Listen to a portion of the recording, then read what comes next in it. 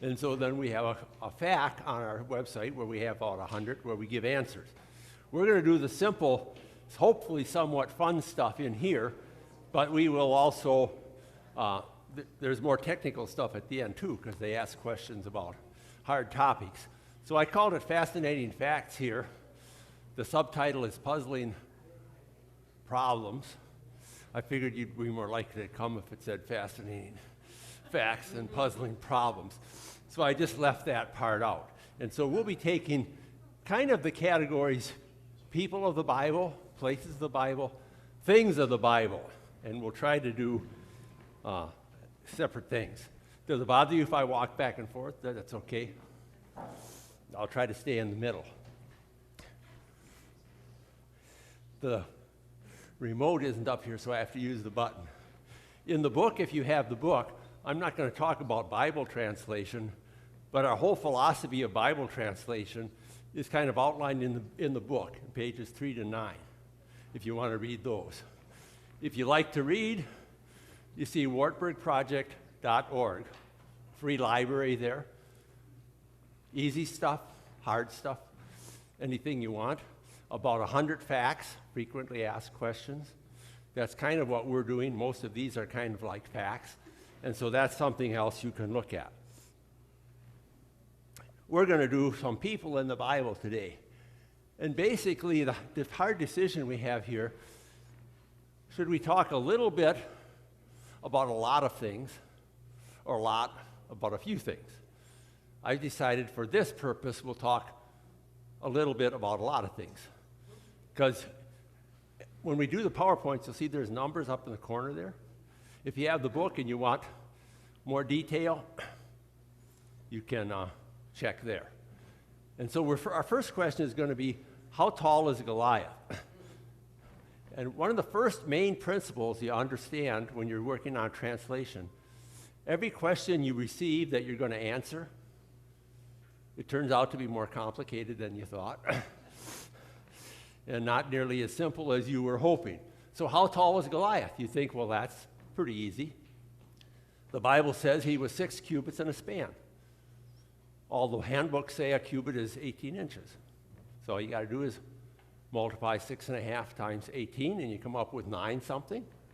But the problem is, in ancient times, there were no set measurements. Everybody did their own thing. Either project, you gave the workers a cord of how big you wanted the cubit to be. Standard measurements are a relatively recent thing. Standard time did not become common until the mid-1800s. If you wanted to know when it was noon, what did you do? Looked up. If you wanted to know when it was 6 a.m., when the sun rose. If you want to know when it was 6 p.m., when the sun set. So it was very simple. What made standardization necessary? The railroads. Because people could move too fast and they needed standard time. So there is no standard time. So a cubit can be quite a bit of variety. A cubit, they say, is 18 inches. But a cubit is actually from here to there. If you want to check your cubits, I'll even allow you to check your cubit as we're going along, or other things. You can see it over there. So a cubit, you can check your cubit. So if you have an 18-inch cubit, my cubit is 19.5 inches.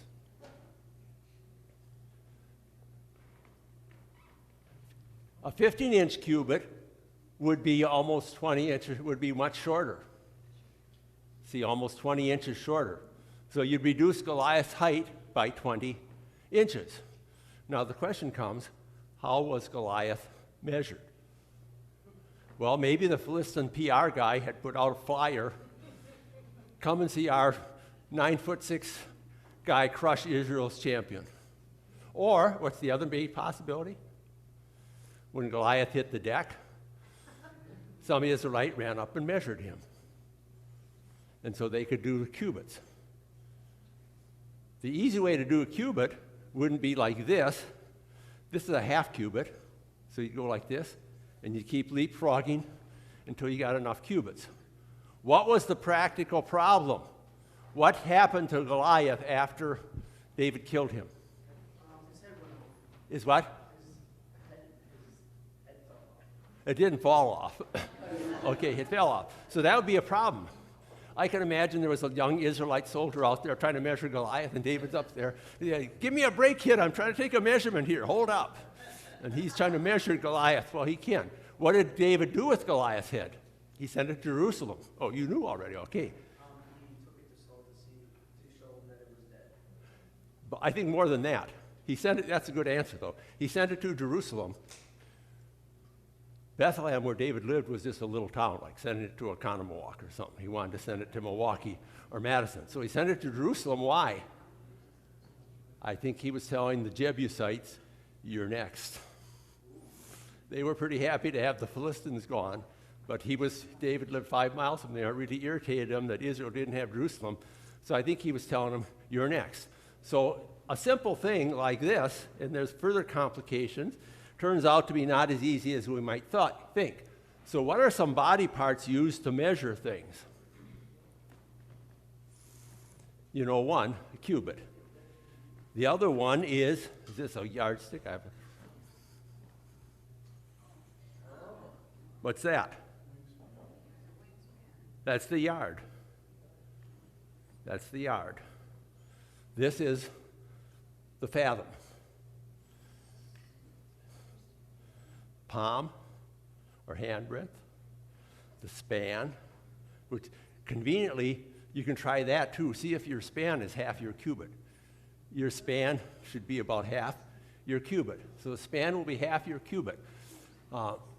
What's the other one we use most often? Well, we don't think about it anymore. This one. What's this one? It's an inch. That's the inch. The other one, which maybe you don't like, make a sexy marker. Maybe the ladies are more sensitive than the guys. What's your foot? What's the foot? 12 inches. I think that was Henry VIII's foot. I won't ask you to by a show of hands, but you can say, how many of you here have a foot that's a foot long? I'm guessing a definite minority. I think mine is about a foot long. So you can use these different measurements. So universal measurements became necessary.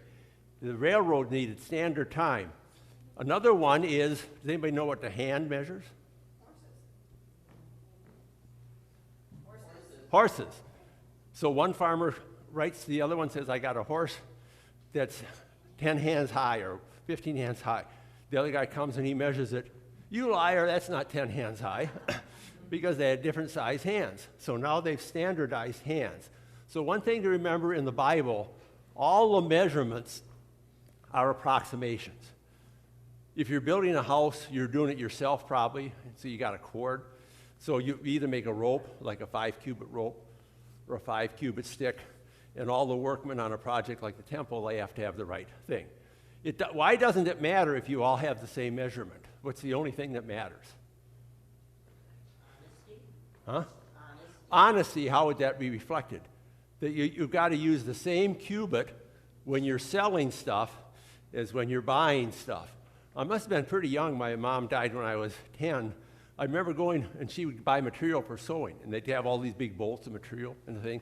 And the lady would bring out a bolt of material, and my mother would say 4 yards, and the lady would go,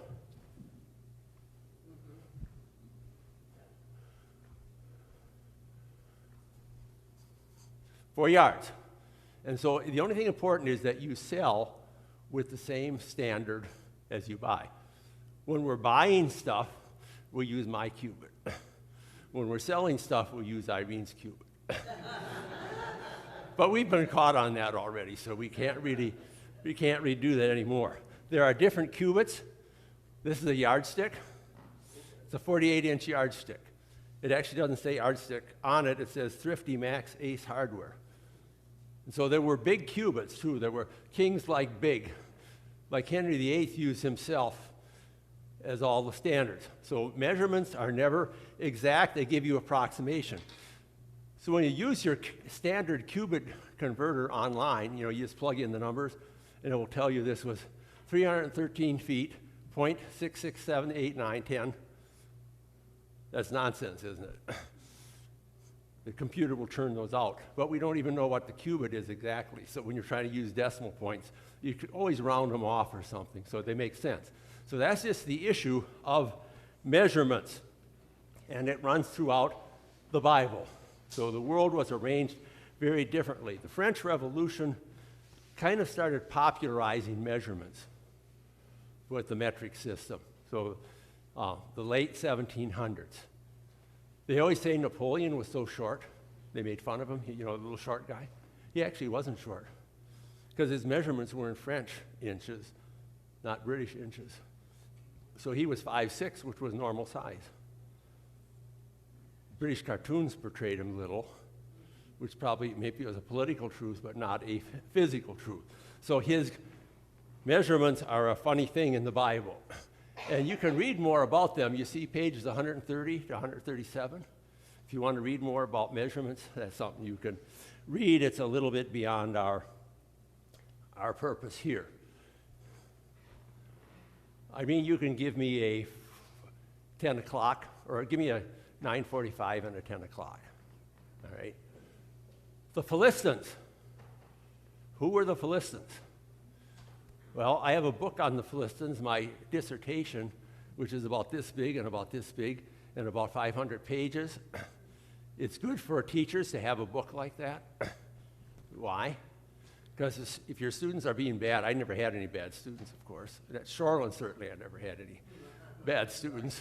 But if your students are bad and detention doesn't phase them, you can say, if you don't shape up, you're going to have to read my book.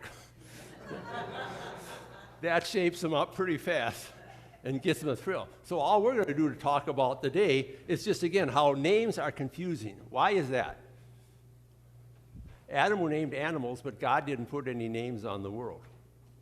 We look at God's world, and we divide things up into categories. Like even what's a fish and what's a mammal? Are bats a bird? Well, the Hebrew word is fire. What's blue and what's green? Different people will sort them very differently. So that's why words don't match from one language to another, because one culture's bins, in which they put things, these are red, these are orange, these are purple, these are mammals, these are fish. They aren't the same. And so most translations, I'd say almost all translations, are approximations. And we'll see some examples of that when we talk about musical instruments and some other things. So who were the most famous Philistines? Excellent answer, but wrong. Anybody else have a pick? Delilah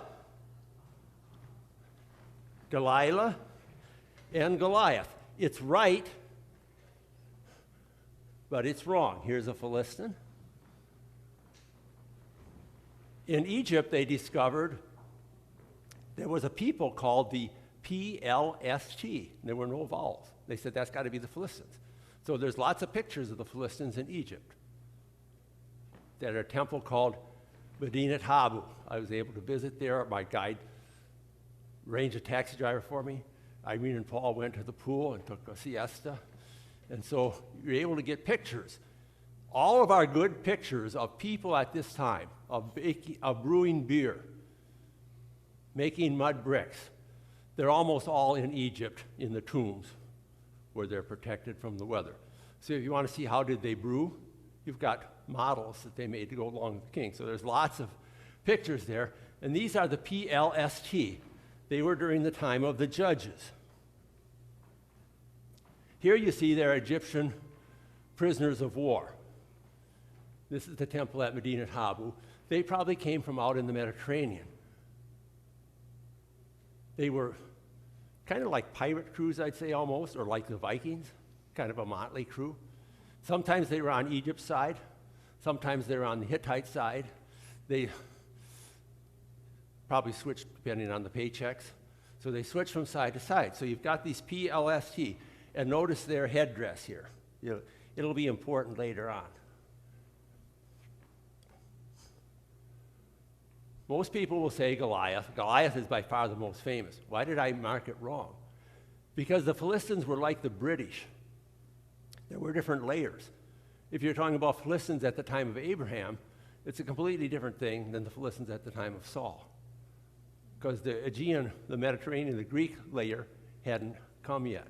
They were more like Canaanites. So like the British, you had the Britons, you had the Celts, you had the Angles, the Saxons, you got the Normans, and so on. That's the way the Philistines were.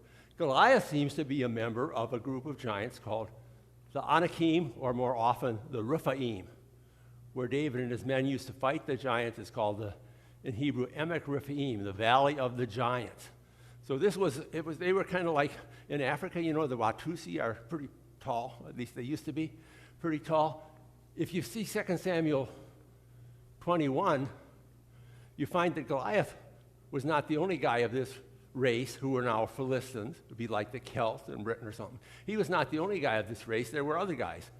Several other of David's heroes fought different ones of these giants. So Goliath was we'll say as his passport and citizenship, Goliath was a Philistine. Ethnically, he was not of the same Philistine stock as the Philistines, the Syrians and stuff of the Philistines at the time of Saul. Well, what about Delilah? Samson did have a wife from the Philistines. She got burned by her family for being too cozy with Samson. It never says that Delilah was a Philistine. She lives kind of right in the edge of the Philistine-Israel border territory, kind of on the part that's often Israel part. It's as likely that Delilah, and she got a really big treasure payoff. The payoff was massive. It was like equivalent to millions of dollars today. She got a really big payoff. I think she was an Israelite trader, maybe more so than an ethnic Philistine, but we really don't know that. So ethnicity is another thing that's very tricky. And we might have time to look at a couple of other examples later. Any questions there? So we talked about how measurements are inexact. Names are often inexact. So you have to realize a lot of translations are approximations. The unclean birds or the gemstones on the high priest's breastplate were kind of taking a guess. And even the rabbis 2,000 years ago said, we're in the dark here. We know it's a stone. We might know what color it is, but we're taking a guess on what it actually is.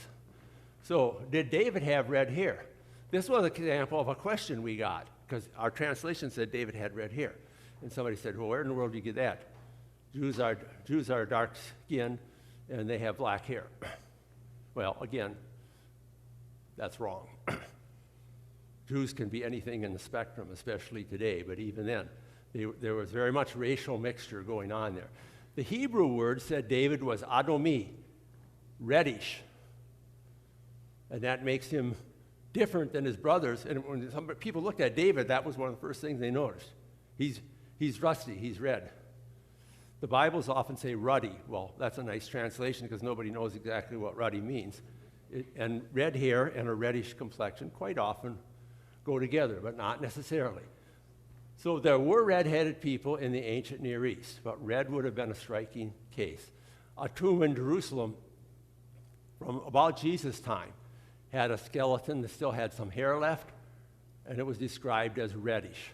Several pharaohs in Egypt had red hair.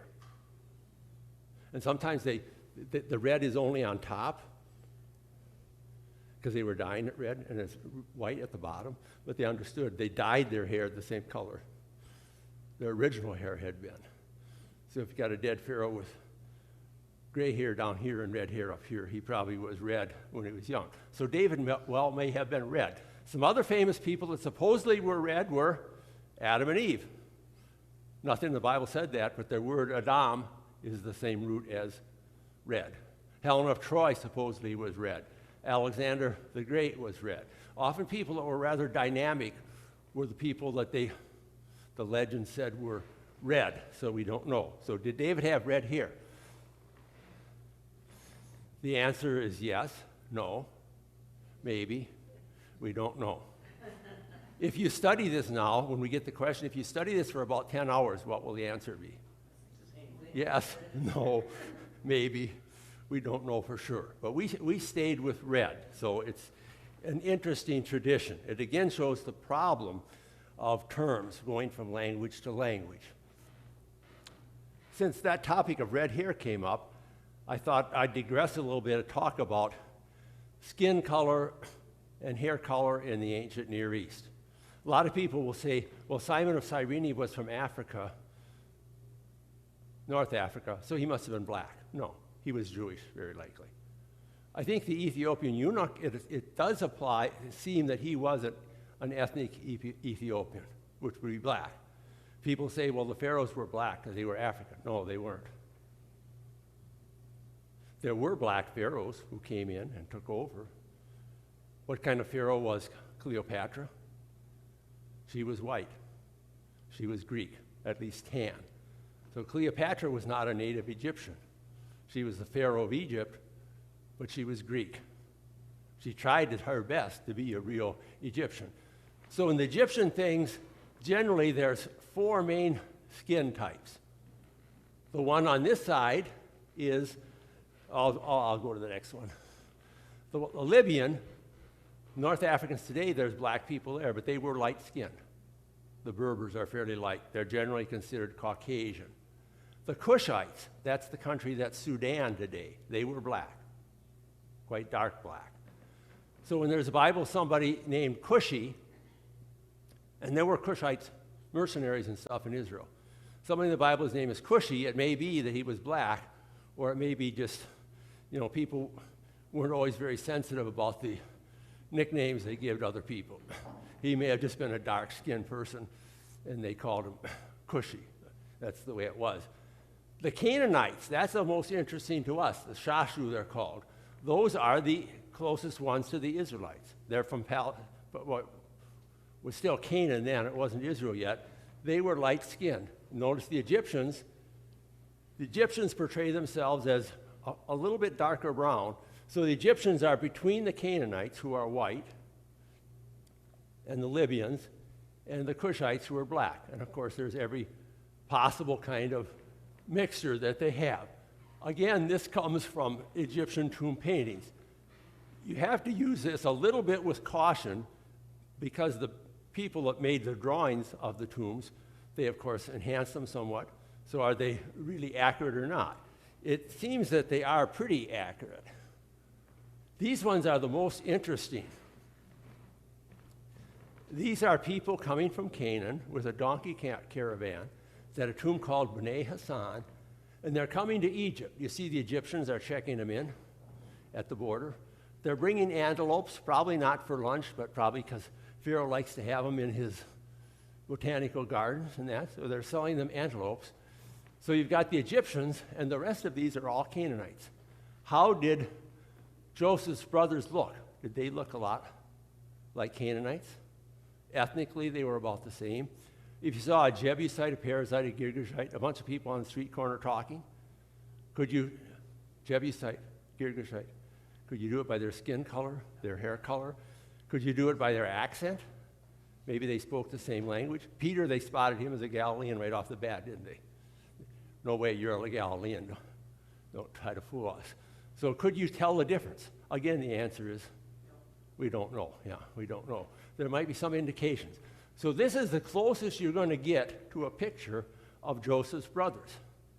These people are neighbors of Joseph's brothers, but how close do they look? Are they the same or different? This is kind of an interesting picture in a number of ways. What do you notice about them?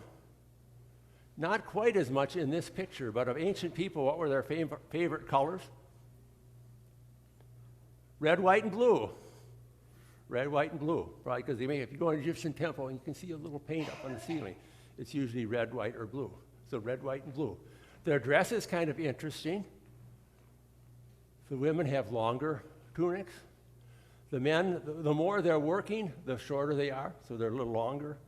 If they're traveling duds, a little shorter, like a kilt, if they're their working duds. Another interesting thing there. One interesting thing, I'll get off camera here. This guy right here and this thing right here. What the guy is carrying is a harp. It's not actually a harp, it's a lyre. David didn't play a harp, played a lyre. Could be quite similar to the one David played. We have other pictures from Israel. The thing on the donkey there means these guys were doing metal work. Those are bellows. So they were kind of like blacksmiths or brass workers or something like that. The other interesting thing to me a little bit, do you notice any interesting fashion things in there? The men wear sandals and the women wear army boots, or at least ski boots or something like that. So I'm sure that was not a universal thing, but maybe for traveling. The men are all wearing sandals and the women are wearing at least, the very least, low-cut sneakers. This is what the pictures actually look like before the artist enhanced them. Even these, you can nowadays, if you took a bad picture on your phone, you can fix it a little bit. So you have to be a little bit skeptical. The bottom one is almost reddish, but you can see there's a very clear difference in skin color between the Egyptians and the Canaanites, where the Egyptians are dark-skinned and the Canaanites are lighter skinned. And Joseph's family, the Israelites, basically their ethnic background was Aramean, Syrian. They, of course, had been in Egypt, probably had some Egyptian wives, they had Canaanite wives, so they were pretty much of a mixture. It was never a strict ethnic identity. So anything about skin color, again, the main point that is a warning: beware of stereotypes. You can deduce very little of what people were like at Jesus' time from looking at Jews today or people in Palestine today. There's just been too much. In Israel, Jews that came from Russia look more Russian and they have more red hair. Jews that came from Yemen look more like Arabs. Jews that came from Ethiopia are darker. So there was always this constant blend of peoples. In that last picture, was that color actually still there when they Yeah. did their archaeology? Yes, but with your camera, you can spruce it up a little bit. There was color there, yeah. Oh yeah, in some of the Egyptian temples, if you didn't know, there's one at Milwaukee Museum, and the Temple of Israel, they were all painted in living color. Greek statues mostly were not white marble, they were all painted. If you go in Egyptian temples and you look up at the ceiling, some places you can still see some of the color. There are some stones in the ruins of the Temple of Jerusalem that still have the color. And naturally, what was the color? Red, white, and blue. Red, white, and blue. I hope the Arabs haven't figured that out, because they'll destroy it if they find those stones now, you can see them there. But there's the paint, because they were underground for centuries, the paint is still there. Okay, so anything about that? Again, everything is more complicated than people start thinking with their preconceptions. In the pictures, I had I think it was a Canaanite that had like tassels on the skirt.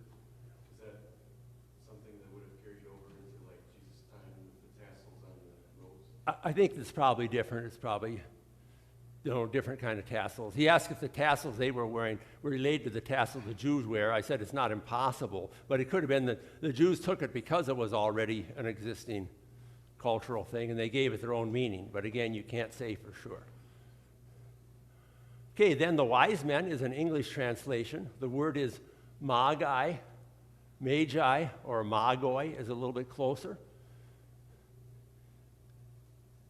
The magoi then became called the wise men. What is our word for them today? Magician. Magician. Because they were some of them were considered kind of shady. Well, what were they, magi, really? They were astrologers. Why do I have a slash there? Because between being an astronomer and astrologer, there wasn't really any sharp line. Even some of the Lutherans like Melanchthon that were kind of into this, they got a little bit of the astrology. So how many were there? Well, the Bible doesn't tell us. Some traditions say 3. That's the one we know the best. Some say as many as 12. I suppose for the 12 apostles, the 12 tribes of Israel or something. Some people say the 3 is based on the 3 gifts: gold, frankincense, and myrrh.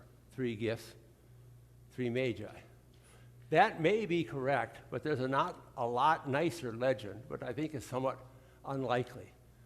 There were 3 of them because one had to be white, one had to be brown, and one had to be black, because they had to represent all mankind, Noah's 3 sons, Shem, Ham, and Japheth.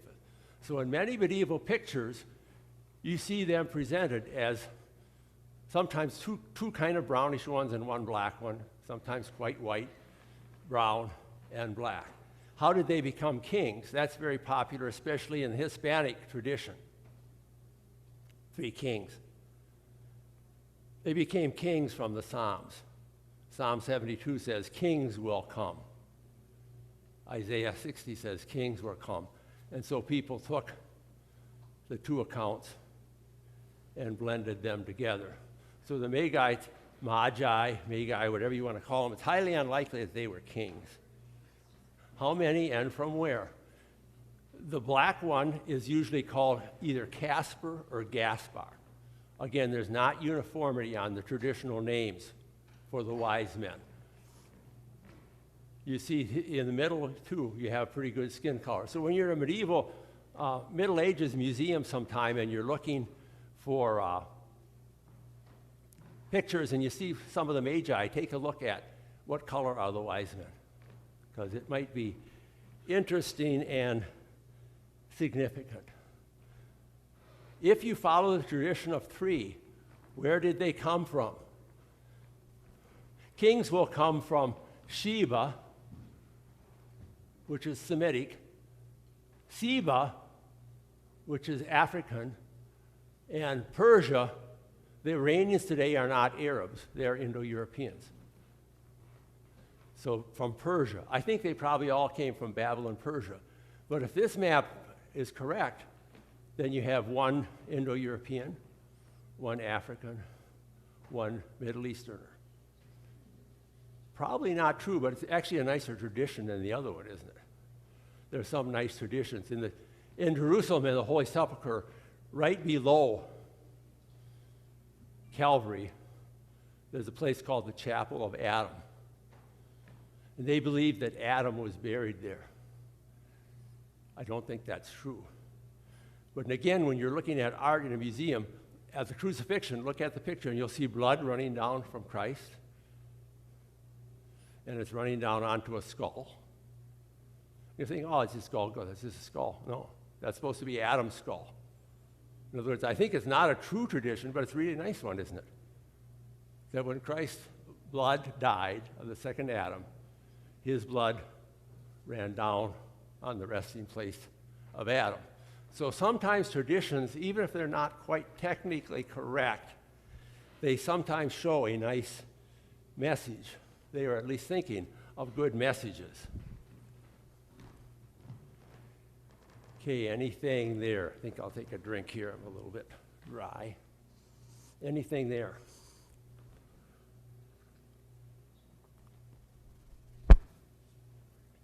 What time? 10, okay.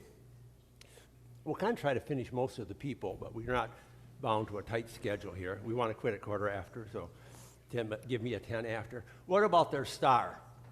The word is star. All kinds of theories about it. Again, none of them proven. Conjunction of planets, that would be very significant to astrologers. Comet doesn't fit. Supernova, probably not. A special creation, I think that's what it is. Could be partly number 1. But the question of the translation, when did the Magi see the star? Most translations, they saw the star in the east. But it's not the same Greek word that says the Magi were in the east.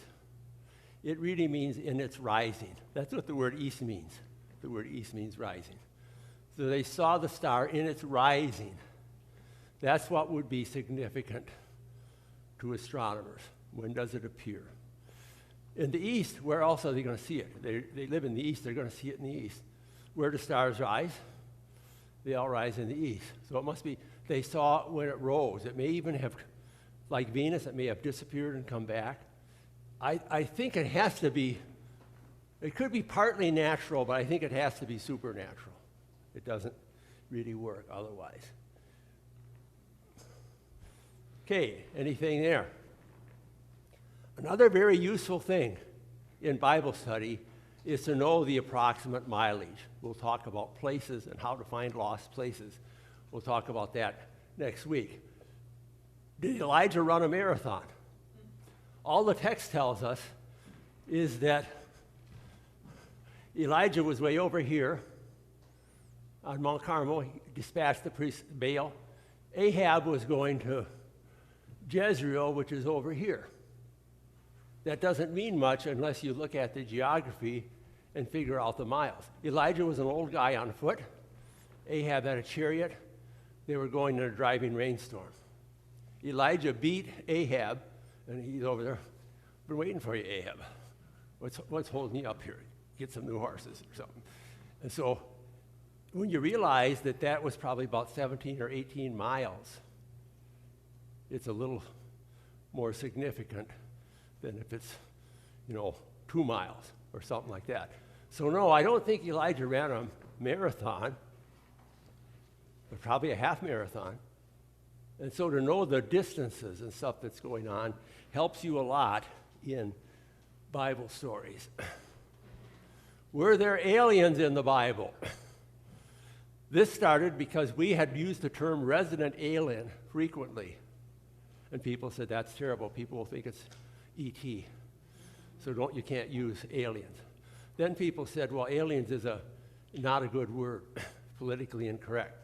This was about the time that President Trump had put a ban on people from coming from certain countries or something like that. I think it was mostly countries that he claimed were terrorists.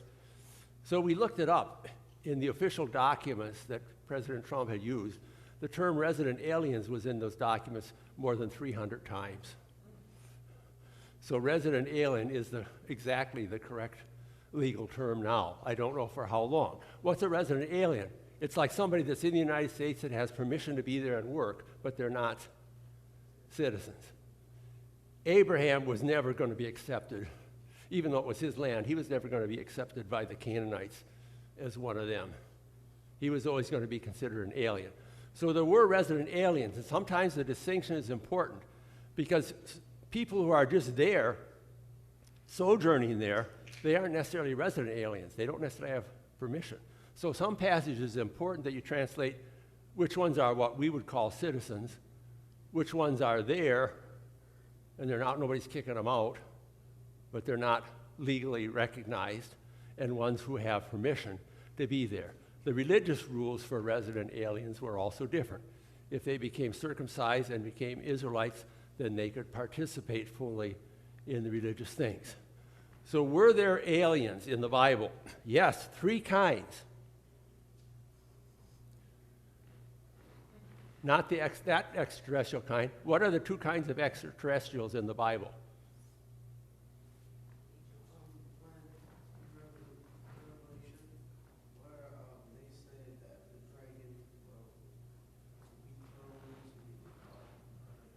Which one? I'd say it a little bit louder.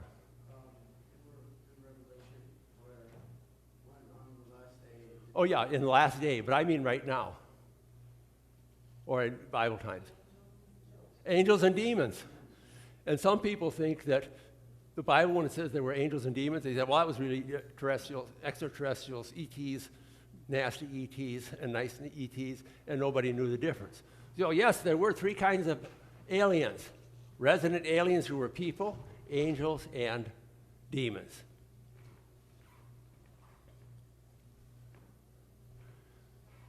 What do we have, 5 minutes yet? Okay, we'll just do a few more little people things. We'll do a couple of them, see if we have time for more.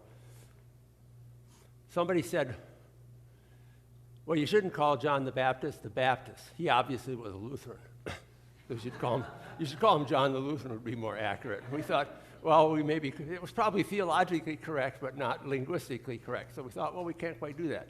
So we looked it up, and actually in the Greek there are 2 different words. One is Baptist, baptistes. The other is baptizer, a participle.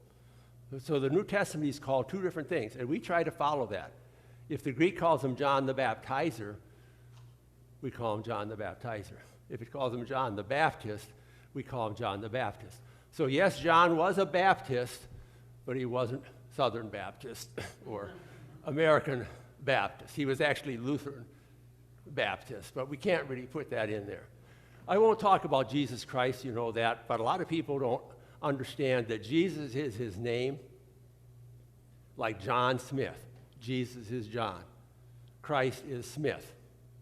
Christ is his title, his job as the anointed Messiah.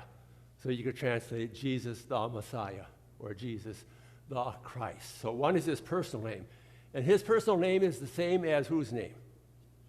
Joshua. Joshua. The devil. Why did you guys capitalize devil? Are you devil worshipers or are you dishonoring him? We said, well, not really either. Why do we capitalize devil? Because there aren't many devils in the Bible in Greek. We sometimes talk about many devils, but there's only one devil, one diabolos. That's his title. He's the Satan or he's the diabolos. So because it's his title, he should be capitalized. It's not honoring him. It's just saying it's his title. He is the devil. He's the ringleader. And some people think capitalization is honor. It isn't. It's just making a title. Who are some other notable personalities that we capitalize? President. Moses. Names. I was thinking of the Easter Bunny, actually, myself. So we capitalized the Easter Bunny, the Great Pumpkin. Yeah, Santa Claus. We're not deifying them by capitalizing it. We're simply saying Santa Claus, which is St. Nicholas originally. That's their title. I'll just do the horseman one, and then it's about our time, right? So I'll just mention the horseman. Many times in the Bible it refers to horsemen. But if you look at what's actually happening, they were not riding horses in battle. The first guy that did that well was Alexander the Great in 300 BC. The battles were all chariot battles. They may have fled on horses, or scouts may have gone on horsemen. So the word that's often translated horseman is actually the charioteers. Usually there was a driver and the shooter. So many times, even at Ahab's time, in 800 BC, the battles were all chariot battles. They weren't cavalry battles. For one thing, what was the problem? They didn't have stirrups. Fighting from horseback without stirrups and without a pommel to grab onto isn't a really big advantage. So they rode their horses real fast to get there, burned down some villages, jumped back on their horses, and took off. That's still the way the British operated during the Revolution. It was just like the transport to get them there. They weren't fighting. So horsemen. Hittites, that's a bigger one. You can read about that. I won't go into that. So are we just about at quarter? We'll just take some questions. What time do we have? Almost quarter after. Okay, we got time for a few questions. And next week we'll be starting places. I'm not going to spend too long on places. How do you find lost cities? Then we'll start talking things like tombs, coffins, cheese curds, all of that sort of stuff. Okay, question. So when John saw in Revelation the four horsemen, was he looking at four chariot drivers? No, I think those are horsemen, because I think those are based on Zechariah. If you know the opening scene of Zechariah, there are the four horsemen in Zechariah at the beginning. And there are chariot drivers there too. And I think there, if I remember, I didn't look it up, but I think in Zechariah, the boss who comes to talk to the angels, he has a chariot, I think. But I think there are horsemen in Zechariah. So I think in Revelation, the four horsemen are based on the opening and closing vision of Zechariah's visions. You had that map of the Magi, the big arrows coming up from Africa and Persia, kind of saying that they didn't all come together, that they came from three different directions. I'm saying that that's the theory I was explaining. I don't think that's historically correct. In other words, I made that map. Yeah. But that's the theory, that there were three of them, and they were Shem, Ham, and Japheth. If they were, they probably wouldn't have come from Spain, Tarshish. They would have come from Iran. When the Persians came to destroy the churches in Israel in about 600, just before the Muslim conquest, again, the legend is they didn't destroy the church in Bethlehem, was the only one they didn't destroy. Why not? Because they came in and they looked around. Who are those Persian guys up there? And they said, oh, they're the Magi that came from Persia to visit Jesus. And they said, all right, put away the torches, guys. let's move on. And anyway, the ones that had pictures of the Magi as Persians, they did not destroy that church. It's a nice legend again. Has a fairly good chance of being true, I think. Okay, next week we'll move more to places, especially unknown places. How do you find lost places? Then next week we're going to decide a little bit what we want to do with the third one. So we'll just close with a prayer. We thank you, Lord, that you have given us your word as the way to salvation. But it takes us and shows us that these were real people in real times, in real places, living lives much different than ours, but really like ours. And that through them, through these times, through these places, through the cultures they had, you transmitted your word from Eden all the way to us and on to eternity. Amen. Thank you. Okay, next week we'll do places. If you're looking at the book and there's anything you see that I might not be on your list, if you will observation, you can tell me that. Because we can be pretty flexible with the third one. We're probably not going to do